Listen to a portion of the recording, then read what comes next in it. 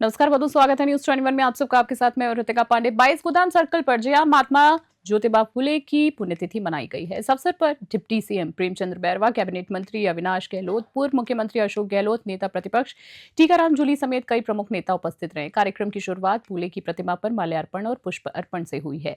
नेताओं ने फुले के महिला शिक्षा और पिछड़े वर्गों के अधिकारों के लिए किए गए योगदान को याद किया है और उनके संघर्षों से प्रेरणा लेने की बात भी कही है। उपस्थित लोगों ने समाज में समानता, न्याय और समरसता स्थापित करने का संकल्प लिया है। कार्यक्रम में जनता और कार्यकर्ताओं ने उनके आदर्शों को अपनाने और समाज सुधार में सक्रिय भूमिका निभाने का प्रण किया।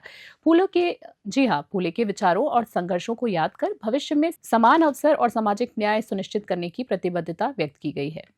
ज्योतिबा फुले की 135वीं जयंती के इस शुभ अवसर पर उनको पुष्पांजलि अर्पित की है, जो कि महिला शिक्षा को बढ़ावा देने वाले, समान न्याय दिलाने के लिए और एक समतामूलक समाज की स्थापना करने वाले ऐसे हमारे बाबा साहेब ने किया है समाज के लिए।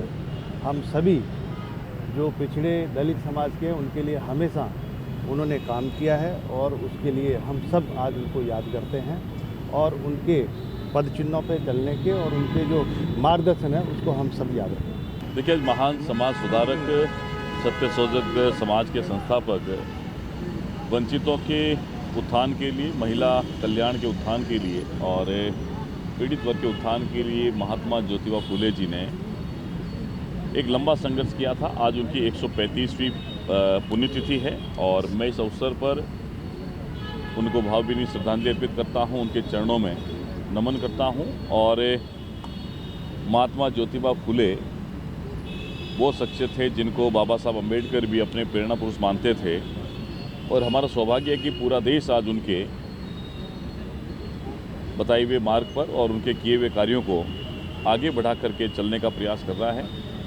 हम भी महात्मा ज्योतिबा फुले जी के जीवन दर्शन को पढ़ करके निश्चित ही राजस्थान प्रदेश में वंचित वर्ग के उत्थान के लिए काम कर रहे हैं। हमारी सरकार काम कर रही है और आपने देखा होगा कि इस बार महात्मा ज्योतिबा फुले जी के अतुल्य योगदान को देखते हुए प्रधानमंत्री मोदी जी ने भी इस वर्ष लाल किले से घोषणा की कि जब 2027 में महात्मा ज्योतिबा फुले जी की 200वीं जयंती का कार्यक्रम होगा, पूरे देश भर में उनके जीवन मूल्यों को प्रसारित किया जाएगा।